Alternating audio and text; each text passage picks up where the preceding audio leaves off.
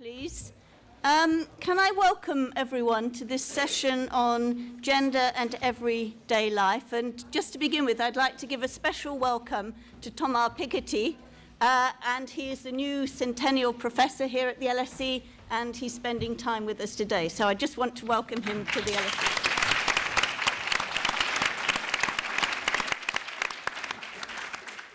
So I'm Diane Perrons, I'm Director of the Gender Institute, and I was one of the contributors to the BGS special issue on Thomas' work. And I was highlighting the absence of gender in Thomas' analysis, and in response to my comments, Thomas points out that he discusses the significance of gender very much in relation to inheritance and women's exclusions from these rights, and also emphasises the importance of gender equality policies. But he also accepts, I think, that gender issues could be taken further, and especially how different groups experience gender in different ways. And that's the purpose of today's interventions. We have 3 speakers. I'll introduce each of them very briefly before they speak. Their biographies are in the programme for you to study. And then we'll have a response from Thomas, and then hopefully there'll be time for some discussion. So first up, we have Professor Stephanie Seguino from the University of Vermont, USA. Stephanie is a macroeconomist who focuses on the connections between gender equality and macroeconomic outcomes. And what she'll be doing then is broadening Piketty's lens by discussing intergroup inequality with a focus on gender and race. Stephanie, thank you very much. Slides.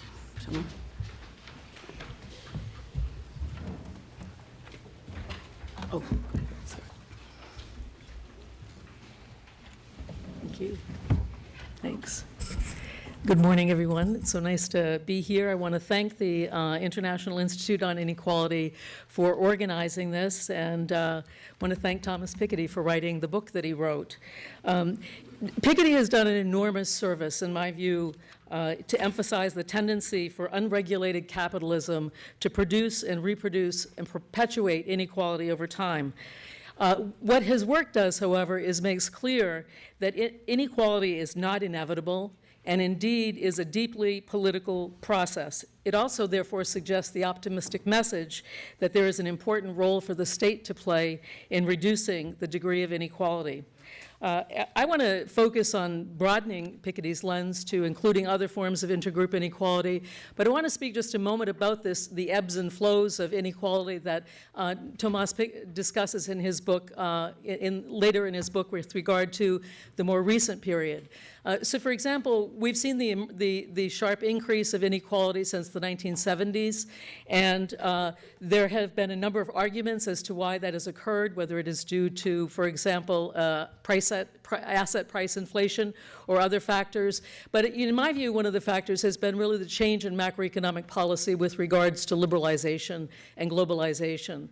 And what that has done is allowed capital many more choices with regards to where to seek out profits, and in so doing has reduced the bargaining power of workers and greatly increased the bargaining power of capital. So far from being an inevitable trend, inequality really results from specifically these kinds of macroeconomic policies. And I would argue that it's also not only an economic process or political process, but also sociological and psychological.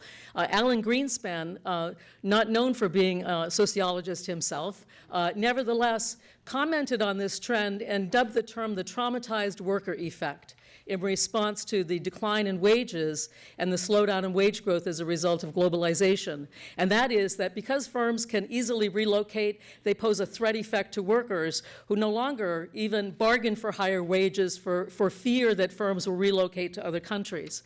I'd like to expand this discussion to other forms of intergroup inequality, such as race and gender. They are also the result of very deeply embedded processes that are social, psychological, political, as well as economic. And indeed, I think a more comprehensive way to look at race and gender inequality is that they are forms of economic stratification. Economic stratification really has 2 key mechanisms that reproduce inequality. One is exploitation, paying somebody less than their worth, and the other is exclusion, So for example, exclusion from access to property, ownership of property, or access to jobs. So far from being the result of differences in individual capabilities or deficiencies, inequality is in fact deeply embedded in these systemic processes. And in my view, one of the most important things for us to understand from this, and work that has been done in the last 20 years by what I would call Kaleckian macroeconomists, is that inequality itself affects macroeconomic outcomes. Let me just see how to work this. Oops. So a lot of the discussion around Thomas's work has been about about R and G and their relative sizes. What I'd like to suggest, and what a lot of research is suggesting in the last 20 years, is that, in fact, not only does the growth regime, that is not growth itself, but the regime, the set of macroeconomic policies, affect the degree of inequality, but inequality itself also affects the rate of macroeconomic growth. And I'd like to give some examples of this in the areas of gender and race, just to give you a sense of how rich this work is, and because it enlarges for us the possibilities to develop policies that would actually reduce inequality over time. So I gave you an example of class inequality and what has contributed to the growth of class inequality, that is the decline in the wage share of income globally. Many have argued, and a number of macroeconomists have argued, that in fact, because of the decline in the wage share of income, there has been insufficient demand to buy back what is produced, and that has led to a slowdown in investment. Firms have therefore invested their profits in the financial sector, and we have gotten the financial perversions that we saw emerge in the financial crisis that began in 2008. Let me suggest some work that has been done in the area of gender inequality, and in particular, what the effects on economic growth are. That is, what are the systemic effects of gender inequality? There's a great deal of work that indicates that gender inequality in education has negative effects on economic growth. And that is, if we close educational gaps between men and women, economies will grow faster. They'll grow faster for a couple of reasons. One is that the underlying argument is that educational inequality in which women have less education than men means that we're underinvesting in qualified females and we're overinvesting in underqualified males. So there should be an increase in economy-wide productivity. There's also a great deal of evidence that women tend to spend more on their children than men do. And therefore, the benefits are a long-term in terms of investments in children and long-run labor productivity growth. There's another body of research that says actually that gender inequality in wages is a stimulus to growth. So a different type of inequality has a different effect on the macroeconomy. And this evidence has been found in Asian economies and in general semi-industrialized economies in which women have been segregated into the export sector. Their low wages have made exports cheap. This has stimulated export growth. It has allowed countries to purchase foreign technologies, best practice technologies that has raised their productivity and stimulated growth. So the point here is that it's a complex story, that inequality can work in different directions in terms of affecting economic growth. Let me say something about racial inequality. There's been much less research that has been done on the macroeconomic effects of racial inequality. There's been a lot of work done on the impact of economic growth on racial inequality, but not the reverse. But I'm going to suggest some directions for you. One is that racial inequality leads to social conflict and can slow economic growth because it discourages investment, creates uncertainty, and so forth. Certainly this must be the case in Baltimore and in many cities in the United States today, and certainly in a number of countries in sub-Saharan Africa in which there are ethnic divisions. There is also the possibility that racial oppression can stimulate growth. So this is an example of stratification through exploitation. And U.S. slavery is, of course, simply one of the strongest examples of that. So why is it important to distinguish between different types of inequality? One of the reasons is the trends are not all in the same direction. We've heard convincing evidence, and I think very, very convincing evidence that class inequality has increased since the 1970s. On the other hand, what we are observing is greater gender equality in employment. It would be great if I had data for you on gender equality in income or gender trends in income. That data is sorely lacking, but certainly there is evidence that female wages relative to male wages globally have at least stayed the same, if not increased in some countries, and as significantly, women's share of jobs or share of employment has increased globally. So let me just show you some data. So this is for 177 countries, and the blue line is the employment rate of women divided by the employment rate of men in 1991. This is as far back as the data goes. And a ratio of 1 means that women are just as likely to be employed as men, and of course anything less than that means that men have an employment advantage, and so forth. And so what you see is that for every 100 men that were employed in 1991, 60 women were employed, or 62 women were employed.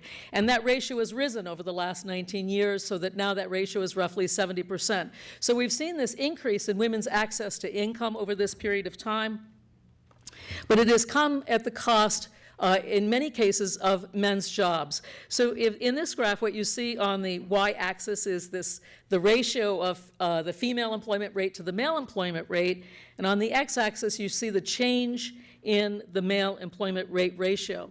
Well, what's significant here is what's in the upper left quadrant. And in those cases, you have greater gender equality, but in all of those countries, 140 out of 177, men's employment rate has declined. And so what you have is gender conflictive equality. Number one, the decline in men's access to jobs is consistent with the decline globally of the wage share. But as I said, at the same time, this is a very complex story because women's access to employment is rising. And one of the things that we're observing is extraordinary conflict in the gender system as a result of this. There's evidence that suggests or that shows that as men's unemployment rate rises, domestic violence increases. And so we are observing this increase in domestic violence rates in a number of regions of the world. Some interesting work done by Nata Duveri at the University of Galway has attempted to estimate the economic costs of domestic violence. So she recently did a study of Vietnam in which the domestic cost of the cost in terms of GDP of domestic violence, in terms of broken bones, broken teeth, lost days of work, children missing school, and so on and so forth, is roughly 2% of GDP. So this story of the complexity of inequality is, I think, something we are just beginning to wrap our heads around. Let me add some more complexity to this, and that is forms of inequality can, in fact, be competing. There's some evidence that gender inequality is greatest in ethnically homogeneous countries. So in other words, the bad news of capitalism, when there aren't alternatives in terms of ethnic minorities, tends to be shifted to women. We see this in the Caribbean, and we see this in particular in East Asia, which has some of the widest gender wage gaps in the world, despite the most rapid growth and the rapid incorporation of women into the paid labor market. On the other hand, in ethnically heterogeneous societies, gender is not the major problem. Rather, it is racial inequality, and here the bad news of capitalism tends to redound on those ethnically subordinate groups. Certainly Brazil, the United States, and a number of other countries fall into this category. So I want to just suggest that inequality is not inevitable, and that there are policies that can address it, but a focus on class inequality only misses important underlying dynamics. In my view, this research is really at its infancy. When I came through customs last night, and an immigration officer, when I told him what I was doing, he knew Thomas Piketty, and he said, "Oh, inequality, that topic's been around for such a long time, at least 10 years. And I'm very happy that it has, but there is so much more to be done to understand the complexity of this, the feedback loops between both the macroeconomy and inequality, but also competing forms of inequality and how we distribute the bad news of capitalism in hard times. And I would say that what our task is to define a set of policies that promote equity-led growth rather than growth that is stimulated by the perpetuation of interacting forms of stratification. Thank you.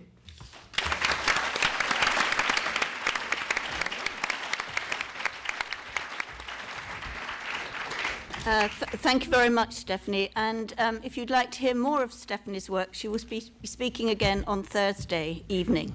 And now it's my great pleasure to welcome Professor Naila Kabeer. She is Professor of Gender and Development at the Gender Institute here at the LSE. Naila has worked on gender, inequality, labour markets, women's empowerment for many years. She is a graduate of the LSE Economics in the past, and she'll be talking about the challenge of intersecting inequalities. Thank you. Thank you. I'm picking up from Stephanie and talking about broadening the focus on inequalities to encompass what I'm calling intersecting inequalities. But I'm afraid I'm not starting with Piketty's work. I'm going to start instead with something by Milanovic, because it brings out a couple of statistics which I find useful to begin with. And that is, he looked at I don't know how many countries across the world between 1988 and 2008, and he found that, as we would have imagined from Thomas's work, the largest increases in real income were at the top 5%, and in fact it was the top 1% that saw its real income rise over this period by 60%. There were some increases lower down the income distribution, one of the reasons we've seen a fall in absolute poverty across the world. However, the exception was the poorest 5%, who saw no change in their real incomes between 1988 and 2008.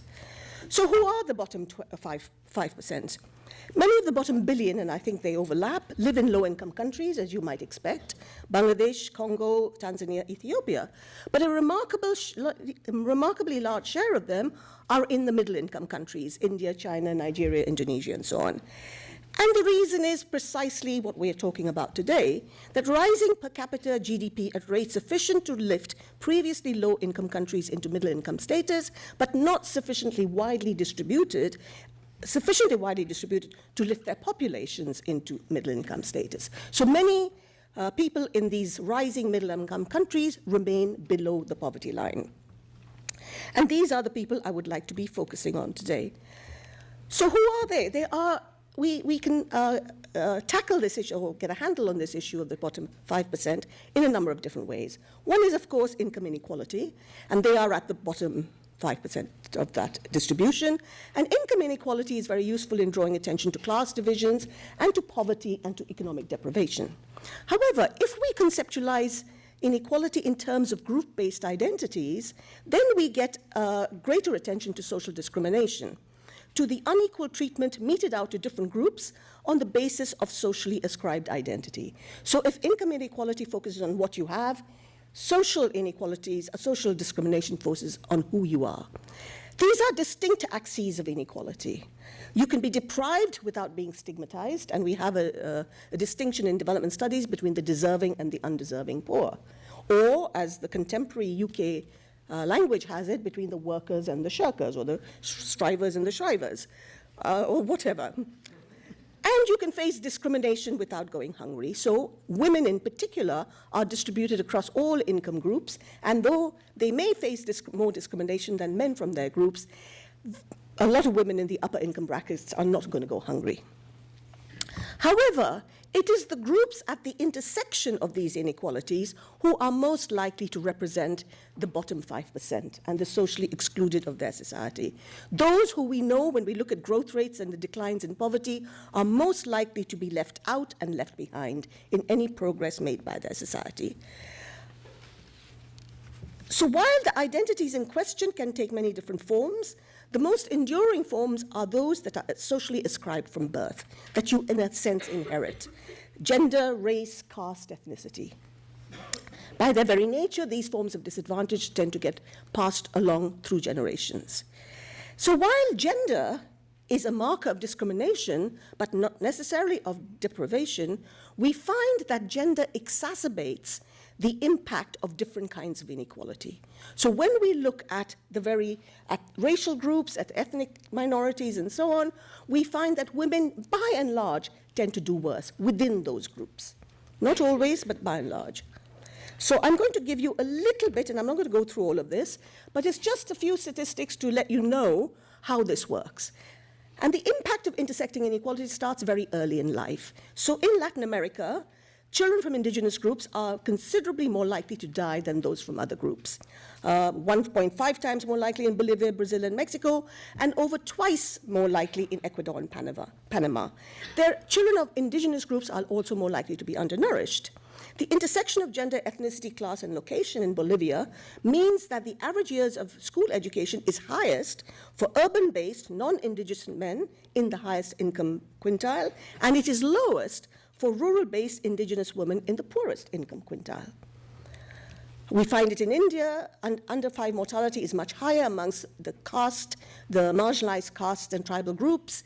In Nepal, we find it in terms of child mortality. In Vietnam as well, people from the ethnic majority, Kin and Chinese groups, were only 23% of those children were underweight, compared with 34% of those ethnic minorities in the northern mountains and 45% in the highlands. In South Africa, infant mortality risk is declining, but it is still 4 times as high amongst black African children compared to white, after we control for relevant factors. And in Nigeria, child malnutrition is highest amongst the Hausa ethnic group, and with the lowest amongst the Yoruba. So, all in all, and then finally we see the operation of intersecting inequalities in labor markets. So in Latin America, indigenous and Afro-descendant women are more likely to earn poverty-level wages than men, and than women in the rest of the population. In Brazil, for instance, white men earn the highest incomes for each level of education in both 1996 and 2002, while Afro-descendant women earned the least. Gender gaps in education we find in casual labor wages. In India, women earn just 55% of the weekly wages earned by men, and only 28% of this gap is explained by their observed characteristics. And in South Africa, poverty data for 93, 2000, and 2008 all show that the incidence and share of poverty was higher for Africans as a group than any other group, but amongst Africans, the incidence and share was consistently higher for women than for men. So, very briefly, these intersecting inequalities are reproduced over time by intersecting mechanisms that reinforce, overlap, and reproduce. One, of course, is cultural devaluation. And it is the way in which certain groups are stigmatized, invisibilized, stereotyped, ridiculed, and so on. So it becomes quite difficult for them to have a very strong sense of their own abilities. There's a very widely cited, and quite rightly widely cited, experimental study from India that shows us that children from different castes performed equally well in doing maze puzzles when their caste identity was not revealed. But the moment their caste identity was revealed, the performance of Dalit children went dramatically down, and even further down when they were segregated into different caste groups. A study from Nepal, looking at empowerment and so on, found that the upper castes performed much better, as you might imagine, than the lower castes. But interestingly, 90% of the upper castes had not encountered any form of discrimination or intimidation. That 10% were mainly women. And of course, if you look across the population, Dalits, the lowest caste, performed least well in terms of empowerment, feelings of inclusion, and Dalit women did worse than everyone else. A second is discrimination in essential services. If you look at the distribution of health and education in India, it very much follows the distribution of religious and caste populations. The higher the proportion of religious minorities and castes, lower castes in a district, the less likely they are to have access to medicine and to education. And of course, the treatment that you get if you are from the lowest caste, people don't want to touch you, they don't want to treat you, you're at the back, at the end of the queue. So it is not surprisingly that we find marginalized groups across the world tend not to want to take up social services.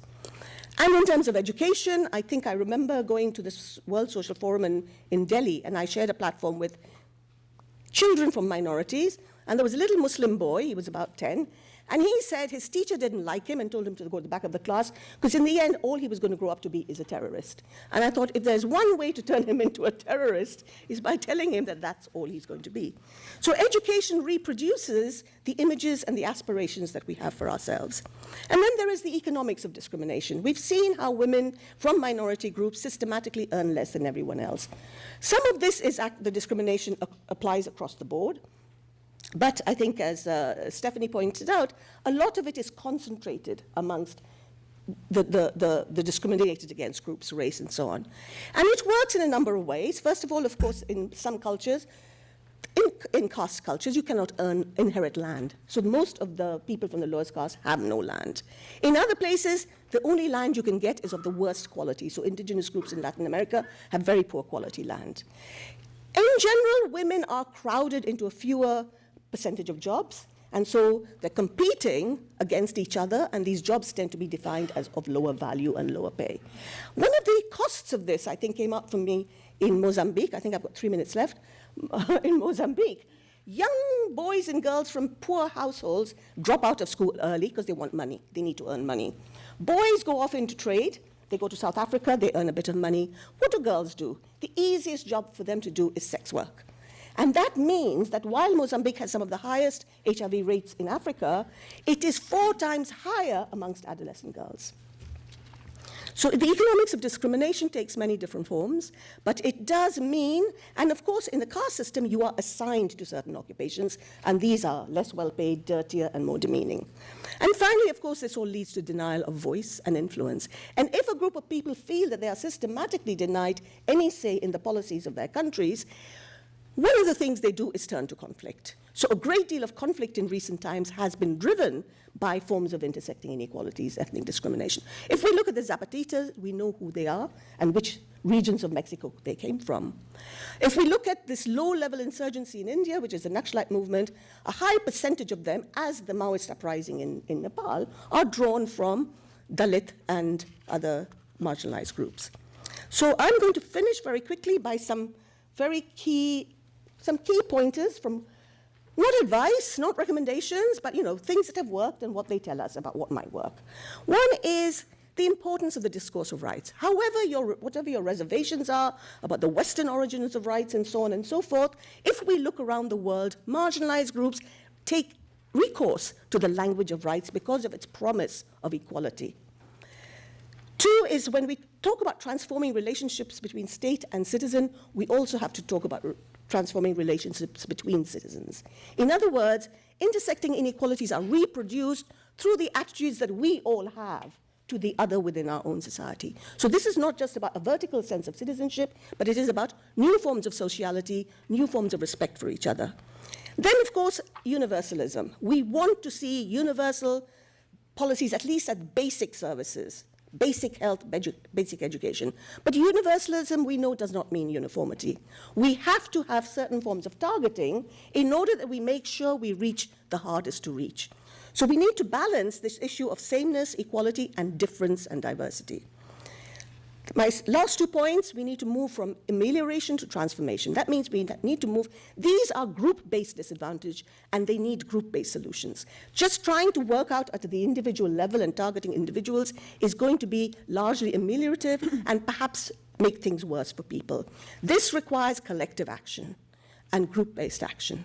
But because there's a danger, if we focus too much on the identity politics side of things, that we further reproduce the otherness of stigmatized groups. I think the politics of recognition, the struggles for recognition, must be located within a larger struggle for redistribution. Thank you.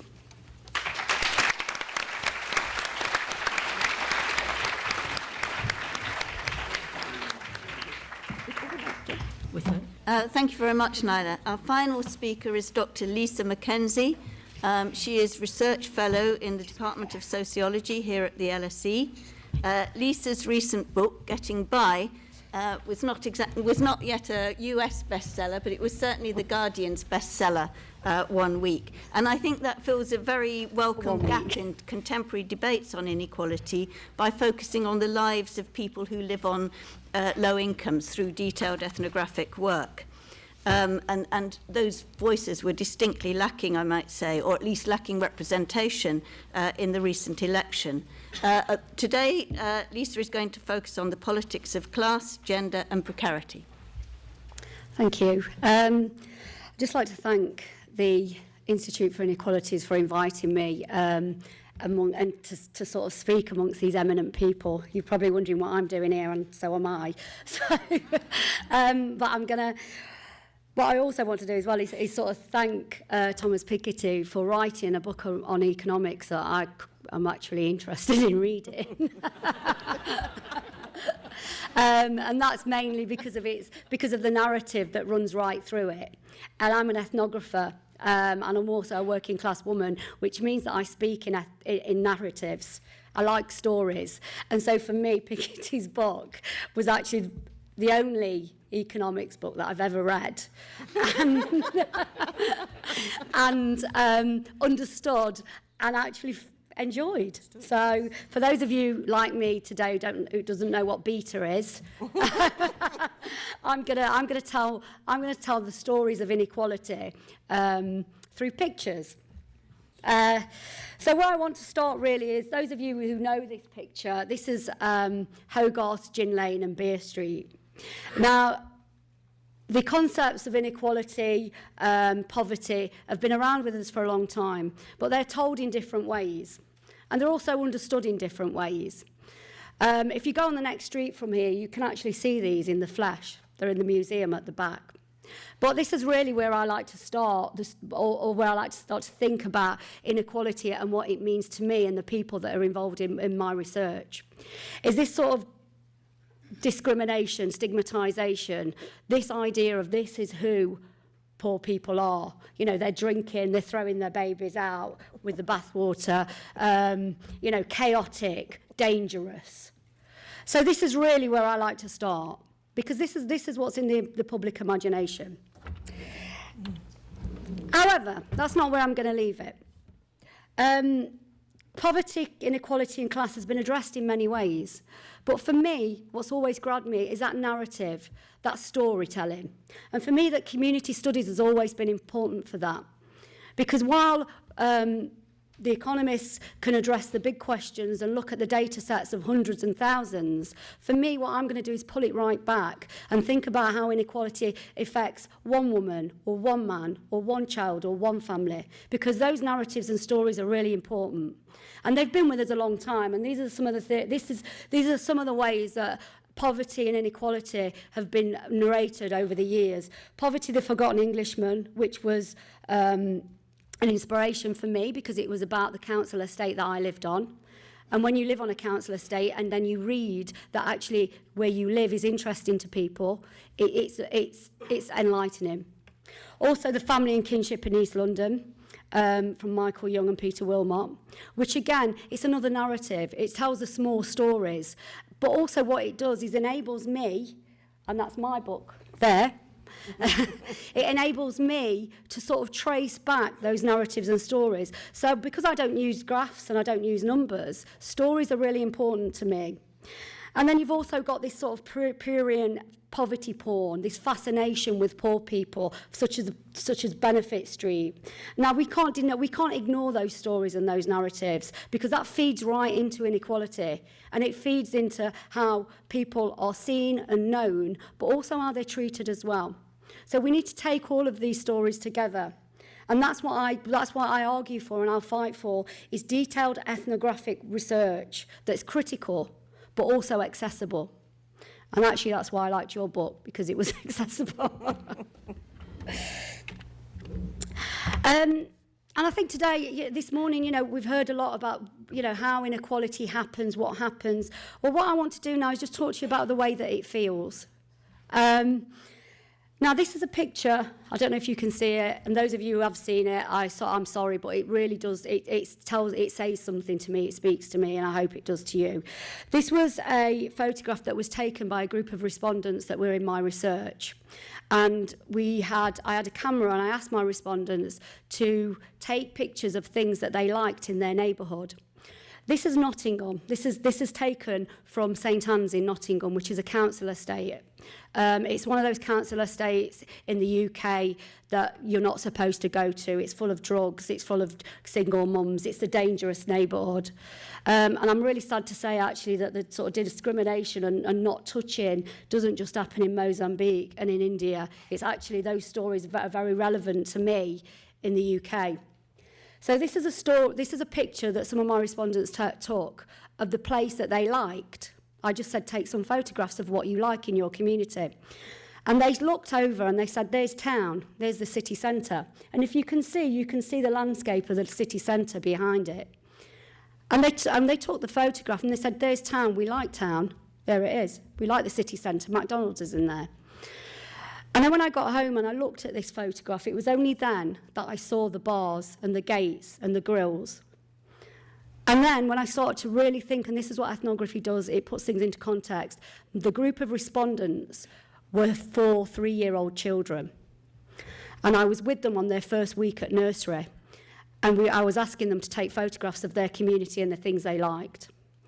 And they're in the school playground. So you're actually seeing the city of Nottingham through the school playground, through the lens of 3 and 4-year-olds who've lived in this community and will probably always live in this community. And how they see the world and how they see the city that they live in is through bars and gates and locks. And so for me, this is how I try to explain and how I try to tell the stories of inequality, because it's important to feel it as well. Because feeling locked out or locked in, and I still don't know what this is, but these are all over this council estate. And actually, if you look at all council estates in the last 10 years, bars, gates, locks and gates have appeared all over. I'm not a social psychologist, so I don't know what happens when you live in this, but I'm sure that it's not positive. And so what do? I talk about stories.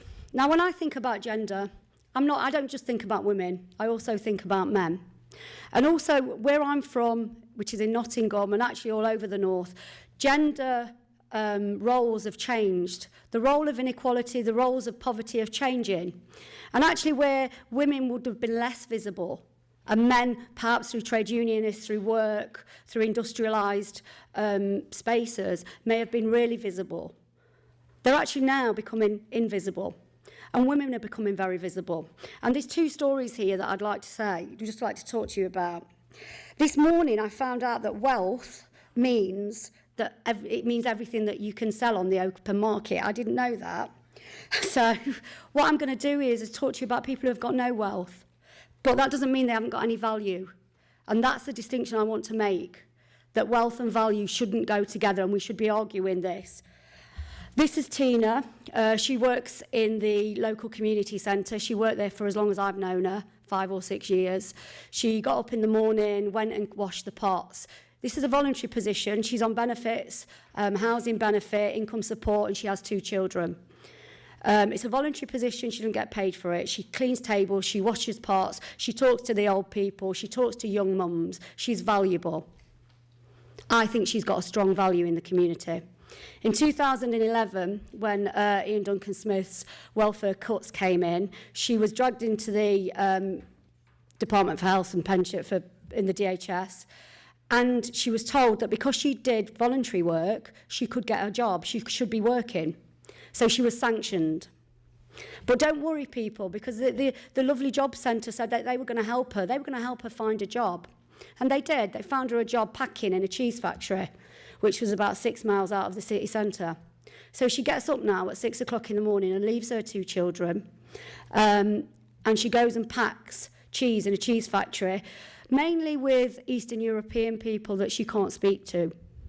Because that, for somehow, means that she's valued more in our society than washing pots and cleaning tables in the community that she lives and she loves. This guy here is Tony. He's in his 60s. The only thing he's ever known is boxing. And he's got very ill health. But what he does is he goes into this gym every day and he teaches young lads how to box, and girls actually, he's taught me how to box. But he also teaches life skills as well. He tells people, when you're in the ring with him, he shouts at you and says to you, don't look out there, there's nothing out there for us, look in, because you'll get hurt if you look out. So he's teaching life skills as well. 2011, you know what I'm going to say to you? They found out that he was volunteering in this gym, in this boxing gym, and he's sanctioned. But I mean, he's 60, he's not got a job. He's now living off handouts from family, actually from his 93-year-old mum. This is what inequality looks like in Britain, and this is how it feels. And I just wanted to really start to put some meat on these bones.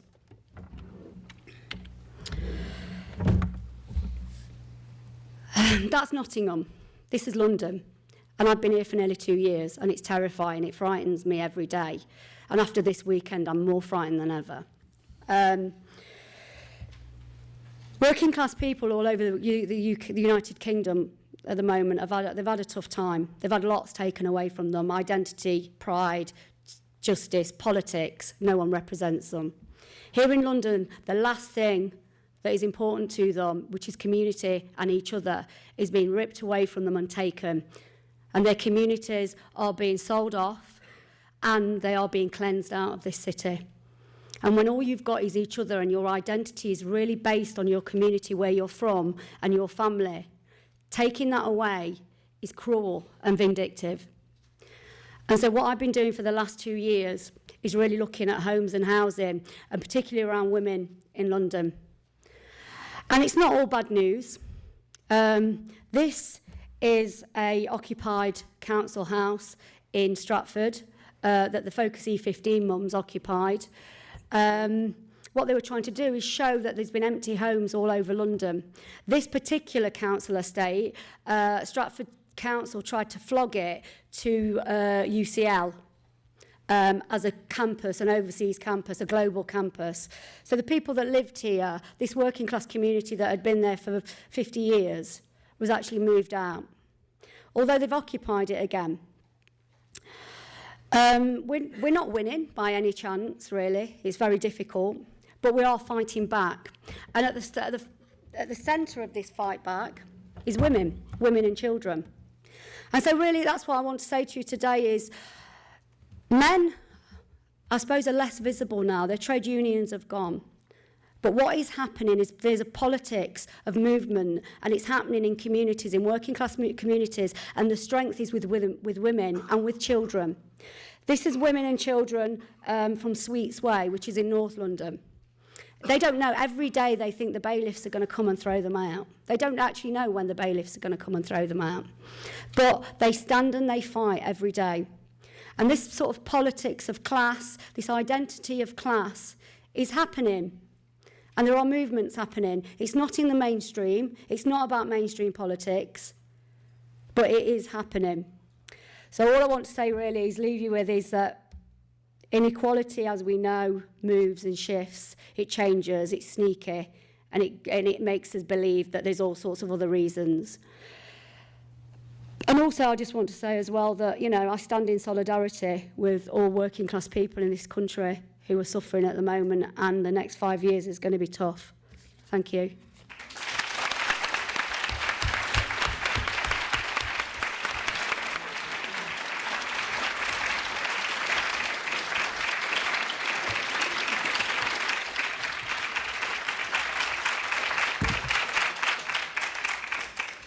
So based on Thomas' very stimulating work, we've heard about the different forms of inequality, how it affects different groups and how it's experienced. So I'd now like to ask Thomas to respond to these comments.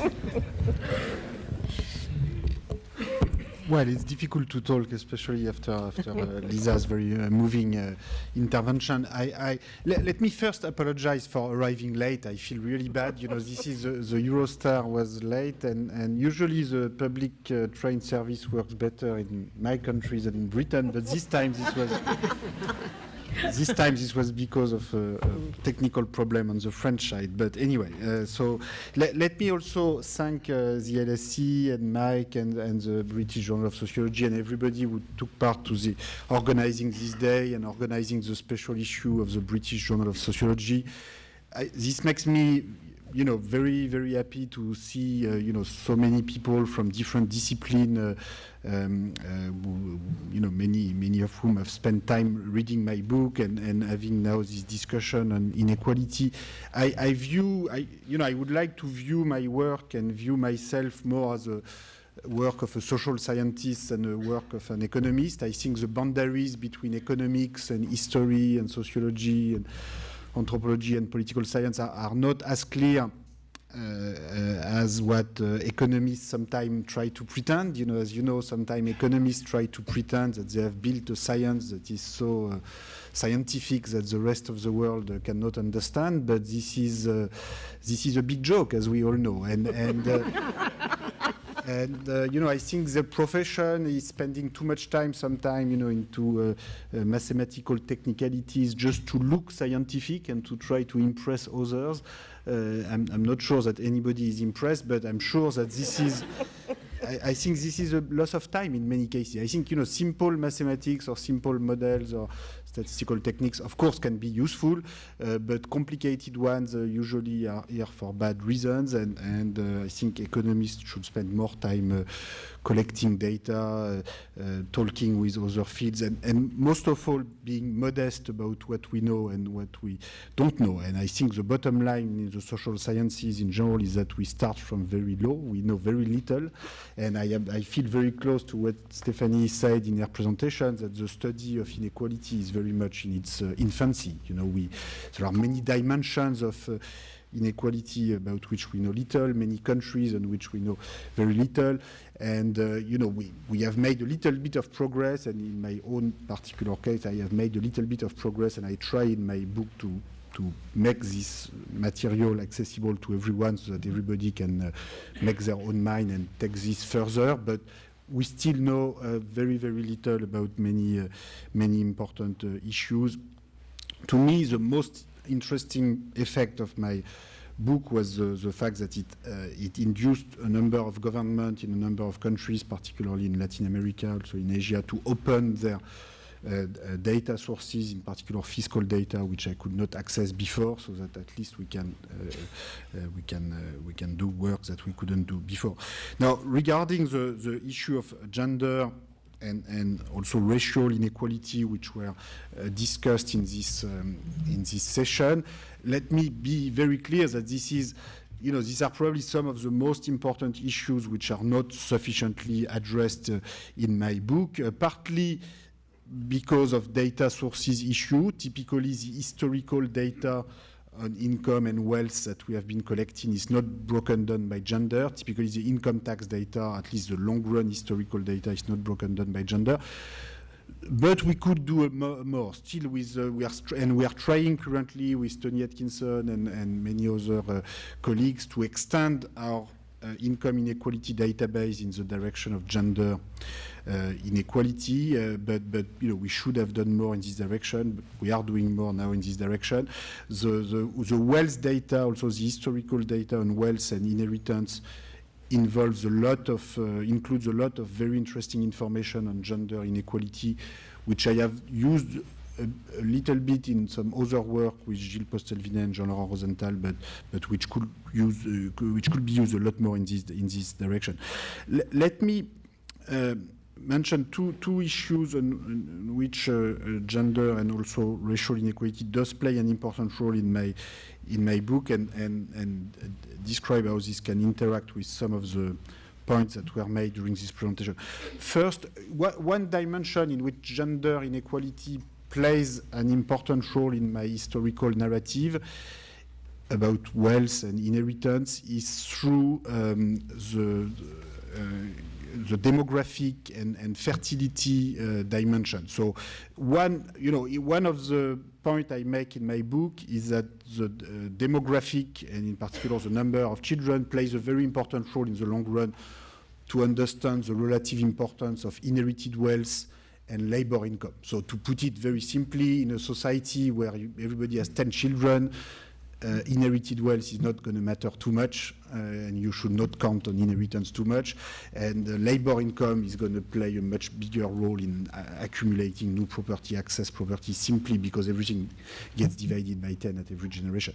And on the contrary, in a society where you have less than 2 or less than 1.5 children per family, if you get closer to 1, in the extreme case where you have only 1 children in each family, basically children inherit from from both sides or from zero side if both parents are poor, and potentially this makes the relative importance of inheritance in 2030 or 2040 in countries with declining population like China or Germany or Japan, or very different societies.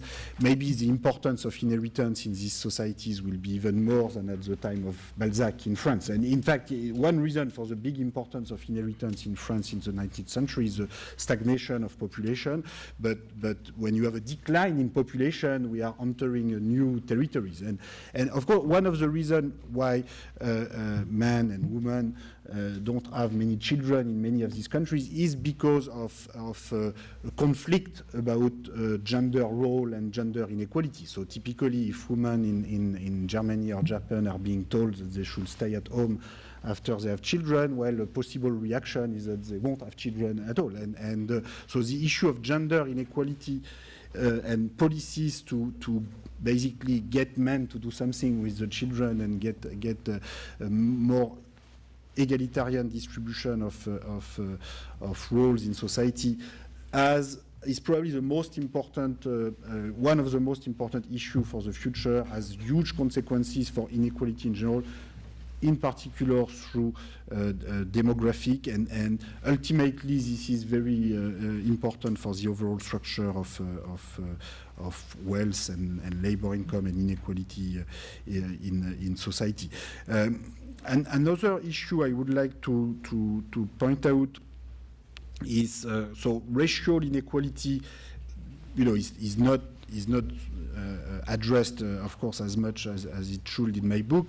Although I do spend part of the book looking at the importance of slavery in the overall structure of wealth in the 19th century, in particular in the southern part of the United States. I show how in slave societies the overall value of slave capital can be even bigger than the value of land capital in sort of traditional European patrimonial societies. Now, of course, racial discrimination did not stop with the end of slavery. It's not legal anymore, but it still exists in different ways. And what Naila told us about caste identity and the impact on attitudes when people were, in particular, these young Indians students are aware of who knows about their caste identity is something extremely important. In my country, in France, recent studies have shown that the level of discrimination toward students from North African or Muslim origin, reaches proportion which are just incredible to believe. When you do study where you send CVs to employers just changing the name and putting a North African sounding name, it's not only that you get fewer interviews, is that when you go up in the hierarchy of possible CVs with the best possible degrees, the best possible work experience, changing the origin of the name basically kills any return to high degree and high experience. So the discrimination is even bigger when you are in the highest achievement category, which is, of course, a way to completely destroy any reasonable, incentive for achievement. So these dimensions of inequality are absolutely crucial. And let me just conclude that I really believe in the complementarity between the different approaches to inequality, including the life story approach and ethnographic work, which Lisa illustrated in her intervention. In my own materials that I use, in particular in the inheritance record, you actually have life stories, although these are the life stories of dead people, but through the history of wealth and who you married, whom, how you got your wealth, when did you sell or buy your assets from the family of your wife or spouse, and you have entire lives that are here in the historical material, but of course looking at the life story of a live individual tells you even more. So all these approaches, I think, are complementary, and let me just conclude that I'm very glad to be here, especially with the foundation of this new interdisciplinary research center on inequality at LSE, and let me again apologize for arriving late.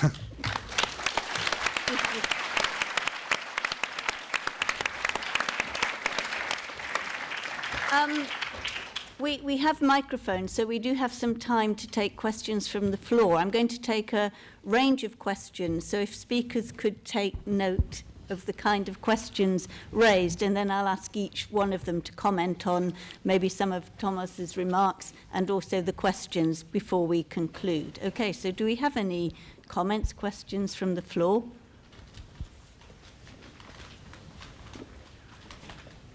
I can't believe this, not a single one.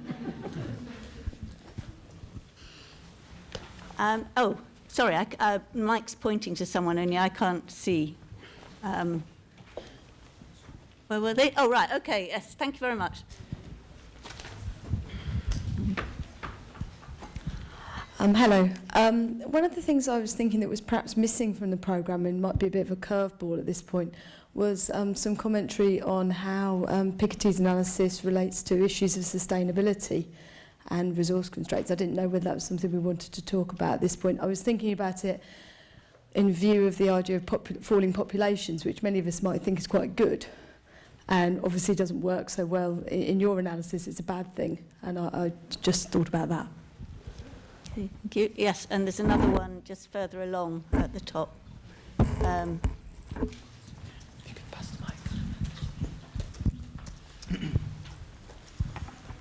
Hi. So I'm not an economist, and I've tried studying macroeconomics and everything twice, quite seriously. It never happened. My mind is in more like those, what a teacher of mine called once Mickey Mouse degree. So I'm doing gender studies, which are not a Mickey Mouse degree actually. And my question is related to the status of Mickey Mouse degrees. How do I talk to an economist about inequality? How do I access the language if I don't speak it because I find it exclusionary? So what can one do? What can I do about that? You know, if you don't speak numbers, if you don't speak alpha and beta, you're not being heard. You're being ridiculized. You're not doing serious stuff. You're doing a Mickey Mouse degree. Thank you for that. Do we have any other questions? Yes, over here, please. Thank you. Thank you. What a great panel. Stephanie, I'm particularly interested in what you had to say. So being someone from the US as well, and actually a lawyer, have been really frustrated by the inability or the lack of desire amongst policymakers, politicians and the courts to deal with the racial inequality that you're talking about. So I'm just, particularly on the US side, what would you recommend would be avenues, given the hostility towards given the fallacy of the racial blindness kind of approach that seems to predominate in the US now? Yes, and over here, please. Yes, thank you for those presentations. I'm Faiza from Save the Children. I guess my question is around, so often the way in which inequality is spoken about, it is a conflict. There is a kind of, talk about economic inequality, talk about gender or racial inequalities. Those things are very poorly brought together right now. And in terms of, I was just thinking about examples of countries that are doing well on both. So it's very easy to point to the problems and point to the examples of Mozambique, etc. But where are we seeing these things addressed well together? Thanks. We'll take one at the back, then we might have to have a review because we'll forget. Okay, thank you for this time. Hello, thank you very much for the talk. Thank you very much for the talks. They were all really interesting. I love that part of the stories of inequality. My question is for Thomas, especially. In 2017, there's going to be the automatic tax exchange proposed by the OECD countries that is going to be put in place. Do you think it will have an effect in reducing inequality, especially now that we saw that the conservative government weren't here, and then the Republican Party is more likely to win in the next U.S. elections? Thank you. Okay, I think perhaps we'd better try and respond to some of those. I mean, it's not possible to respond to all of them. I'll just take a brief comment from each of you on those that you wish to comment on. Do I have to do something? Oh, okay, good. So all were interesting questions. If I had time, I'd answer them all, but I will address the one on the issue of race in the United States. You know, I ran into an Indian woman recently who talked to me about the globalization of racism, right? And racism based on skin color, not necessarily being African American, but simply that darker skinned people have less rewards. And I have a lot of thoughts on that. I think, first of all, I think that what we have shifted to in the context of globalization, in which there is increased economic insecurity, there is declining male access to good jobs, and that means dominant men from the dominant ethnic group to good jobs. Their failure to be able to fulfill their role as breadwinner. The movement of women into the paid labor force creates tremendous anxiety for men, and we really haven't interrogated masculinity enough. We've sort of put the burden on women's changing roles, but the reality is the gender system is changing. But in the context of that, I think that what has happened is that for a variety of reasons, we have moved from a system of exploitation of people of color in the United States, I'm speaking about through slavery or other forms, to exclusion as a way to preserve access to jobs for the dominant group. So we have mass incarceration in the United States, we have high rates of joblessness of black men, and of course efforts to exclude blacks and other groups from the vote.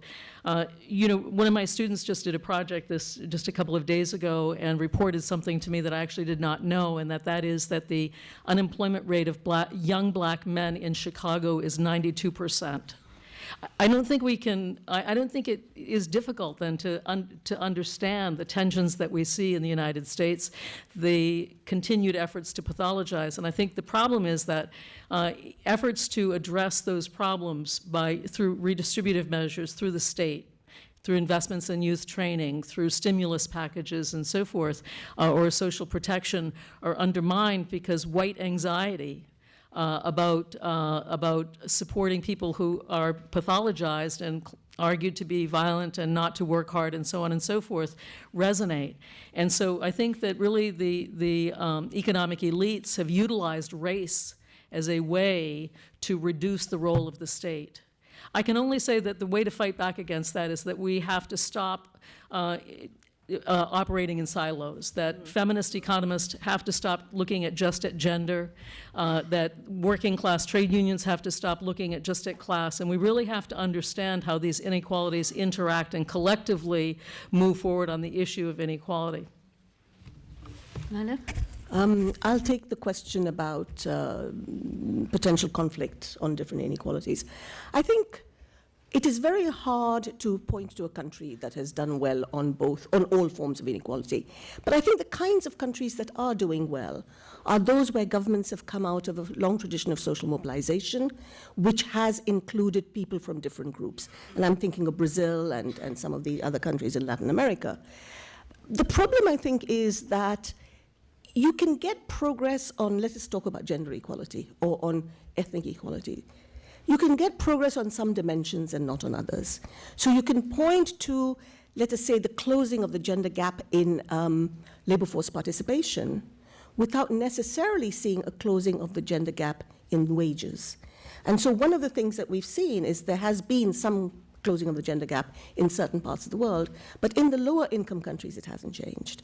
Now, how that matches with closing of gender gaps on other inequalities, or of gaps on other inequalities. But there's one thing I think that when Thomas talked about the CVs in France, and Stephanie talked about how,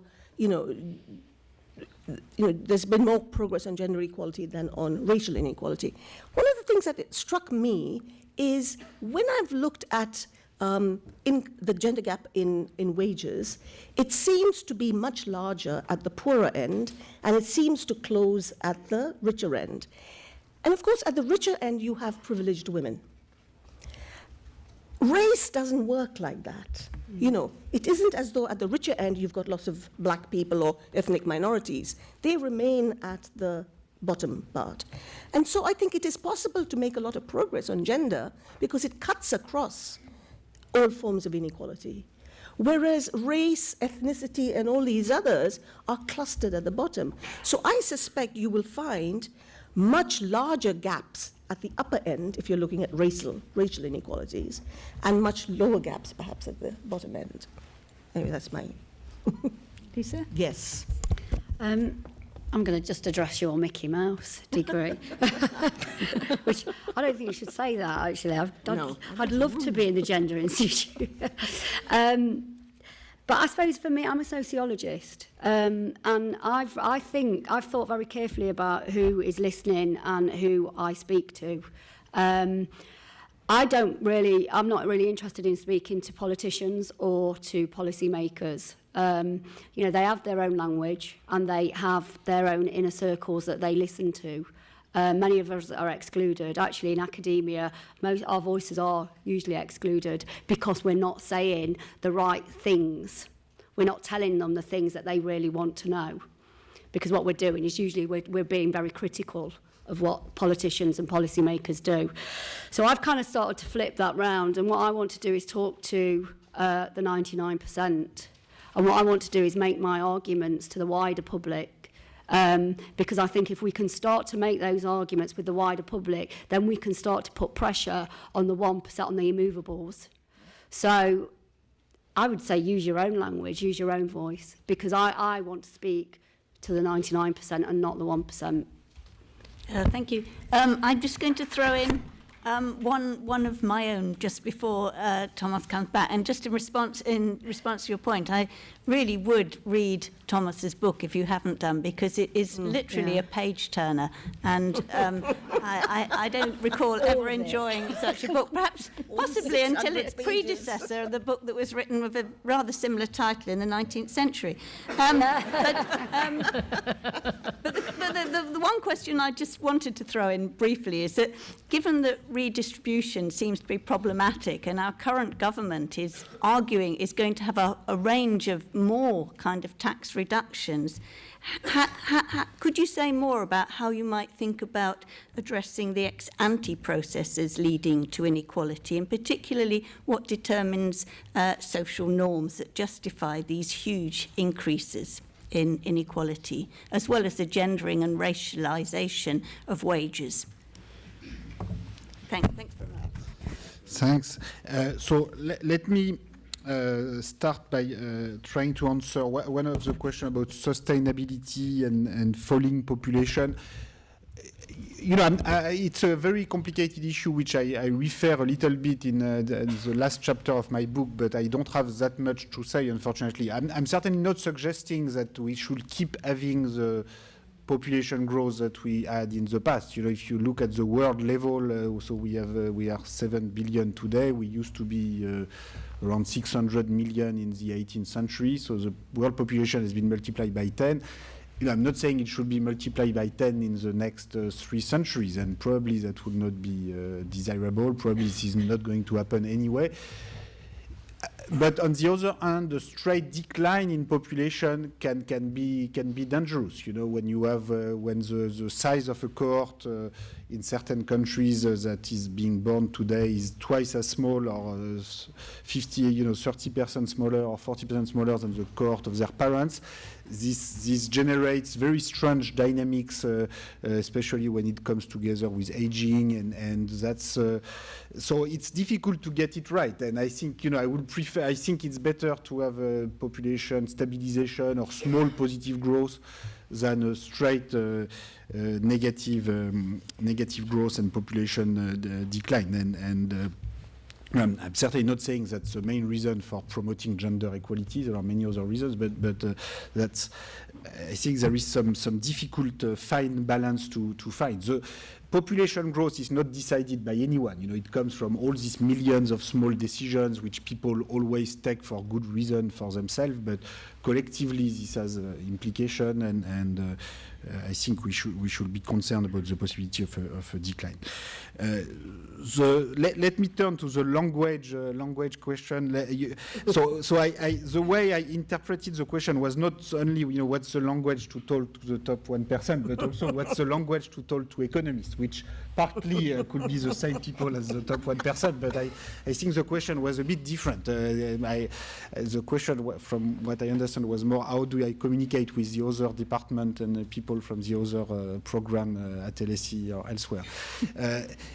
I don't know the answer to this question, but I think you should not leave numbers to economists.